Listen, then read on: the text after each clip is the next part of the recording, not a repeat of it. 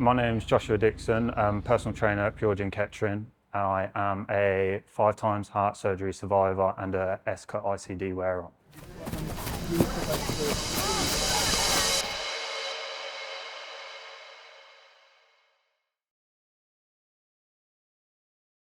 I had it since birth, congenital heart disease since birth. From what I'm aware of, my heart was very complex when I was young. I had 3 heart surgeries before I was 3 years old, and the main thing was a hole in my heart. So I now have a VSD patch, which is a patch that basically brings my ventricles back together. It fills in the hole that was there.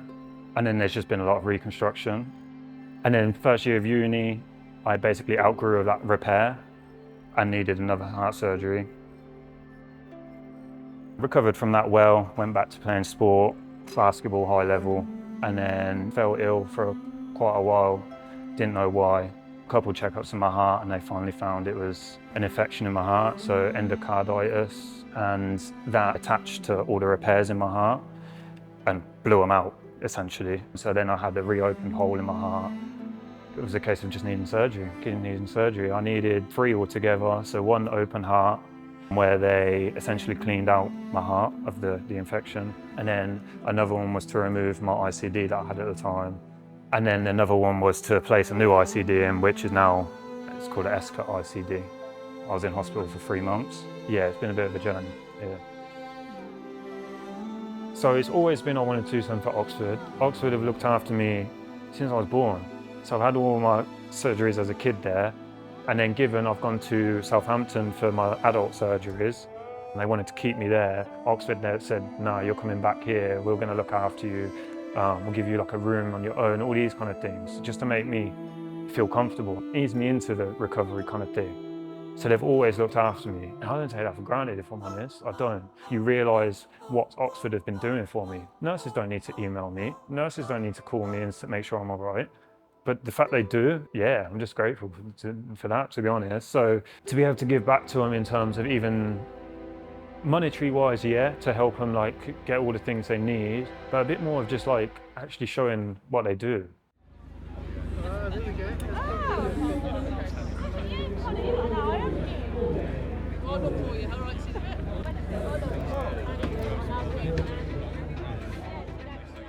The challenge I've signed up to and been doing for Oxford Hospital Charity is the Chiltern 50. So it's 50 kilometres, 31 miles across Chiltern Hills. You can jog, run or walk.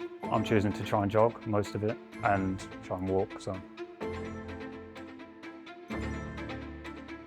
10, 9, 8, 7, 6, 5, 4, 3, 2, 1.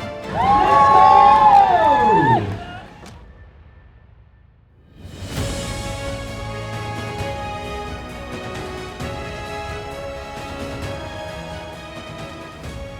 I've almost used it as part of my recovery. I feel like I need to make use of my health while I've got it. If hospital taught me anything, it's that this stuff can be taken away from you very quickly. So yeah, wanting to do this is very much making use of my health, and I feel, if I'm honest, I feel great. I feel almost the best I have. And then kind of prove to people that you can go from heart surgery, which is pretty rough, and bedbound, to pushing yourself to what you didn't even think you could do 3 months ago. Yeah. Go on, Josh!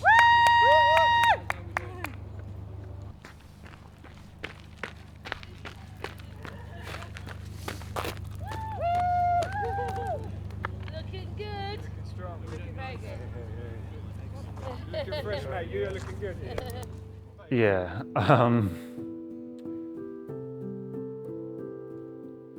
I just think in general, firstly, knowing that they're there meant the world to me, but I don't know if they actually know how much it meant in terms of like,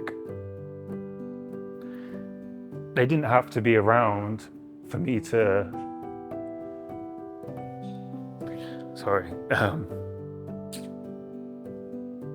yeah, so they didn't have to be around for them to give me strength kind of thing.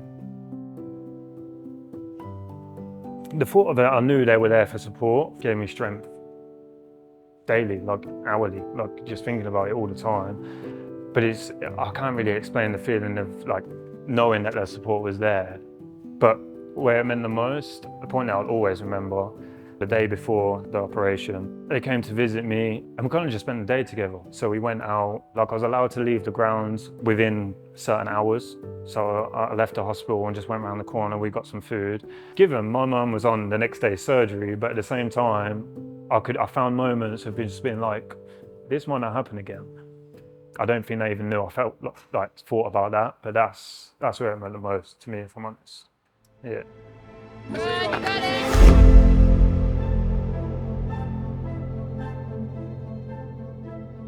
It's always been there. It's always been there in terms of like, I want to try and push myself and these kind of things. But coming out of hospital, I was very much just focused on like, okay, cool, I want to get back to fitness. I remember the first time I went for a run, it was just an alleyway and I was like, cool, I'm going to run up and down.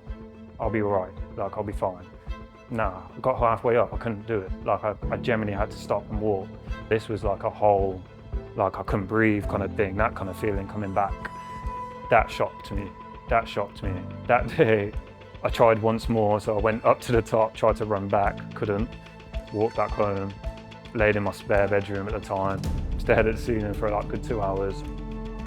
Just generally thinking about how weak I felt. Just generally how weak I felt, like that vulnerable feeling again. I just didn't know that I felt that bad. And then it was almost like a realization, like you've just been through all that and you think you can run up and down an alleyway just like without training. So it was that kind of realization that got tough.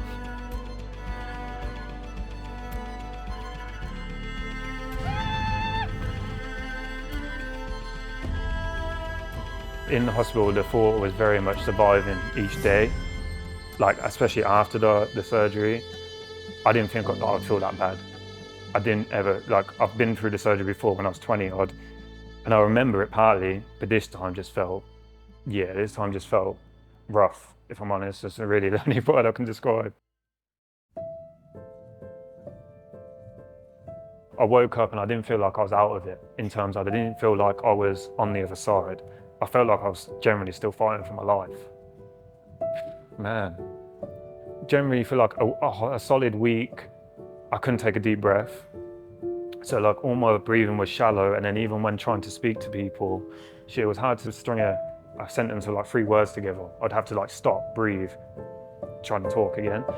That's when they told me, so I needed another surgery. My pacemaker was fully infected. It looked really bad in there, and that the surgeon did a great job, cleared it all out, but then that was still left.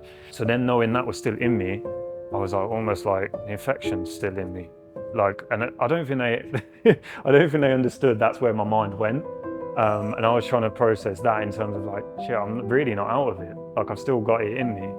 I didn't sleep for 48 hours, if not going on to 3 nights. Like every time I closed my eyes, I generally felt like my body stopped. Like I had to consciously think about breathing. So when I would drop off to sleep, it's almost like my body just shut down and I wasn't breathing. That lasted for like a month or two. Telling my family, I knew I'd have to tell them like what's going on with the surgery properly, because I didn't want something to happen in there. I didn't want something to happen in there and them not know that that was about to happen. So I kind of wanted to prepare them for like every aspect of it. The surgeon did say that things could go well, but they may still need to keep me out, essentially in like an induced coma for, they said up to a week. And then I asked if my family could see me at that point, because I kind of wanted them to say bye, if I'm honest. It sounds stupid, but in my head, I was still there in my body. So I wanted to know if I could. He bluntly said, no, like, they're not gonna wanna see you. The condition you'll be in, they're not gonna wanna see you. That was tough to tell my family. That was tough. And I think they knew, I think they saw how tough it was, but at the same time, I don't think they really knew that in my head it was like, I'm telling you this just in case I'm not here. Like, generally in 48 hours, I might not be here, and I want you to know. Yeah, that was the toughest part, yeah.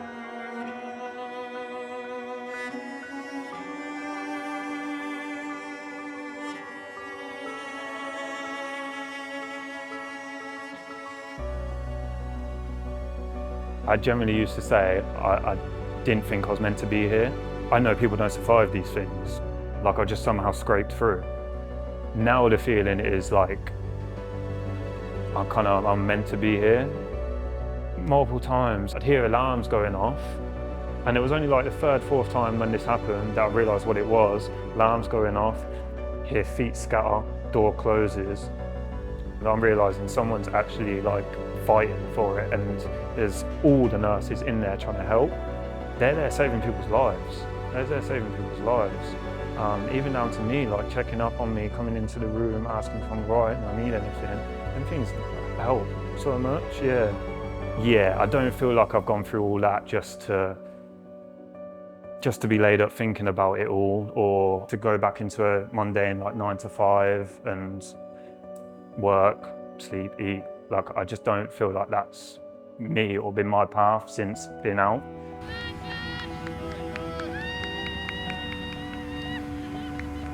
I can't feel any other way but grateful. Running took me to it, if I'm honest. Running took me to it. Never liked running, still don't really. But when I'm running, I'm very much focused on my breathing. It takes me back to when I was in hospital. I couldn't breathe, so I'm like being able to take a deep breath. If I can take a deep breath, I can just carry on going, I can carry on running. I can even carry on walking if it's just walking. That was when the feeling of grateful came.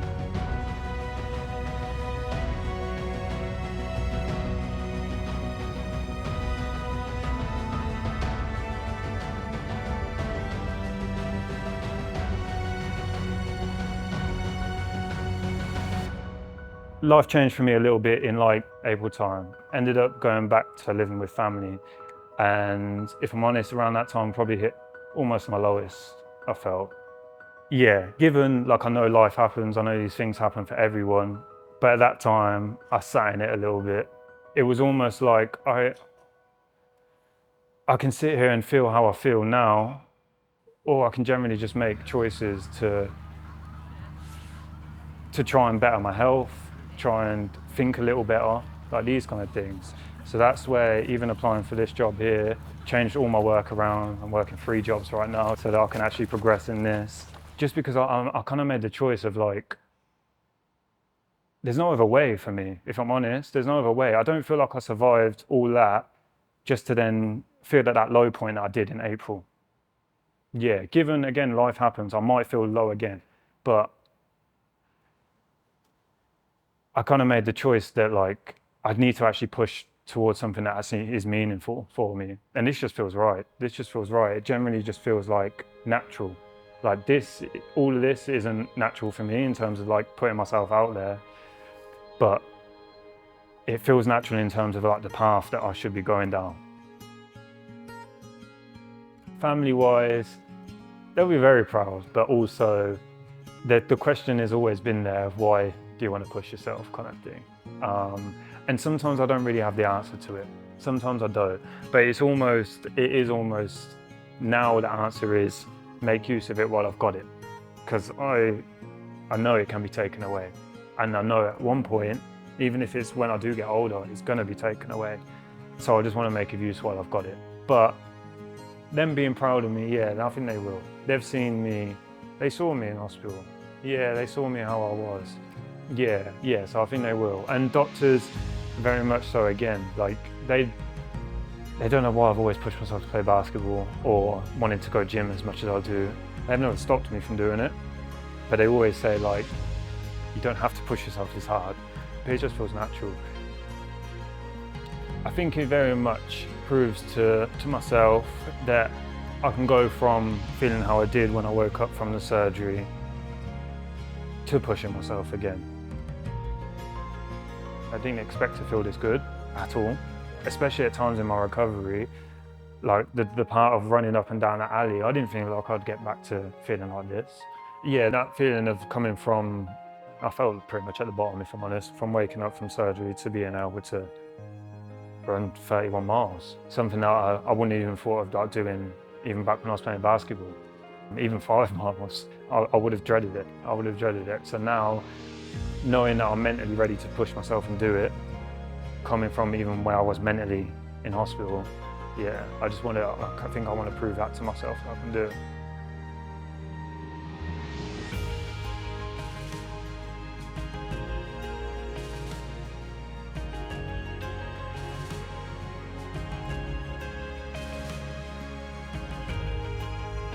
Well done.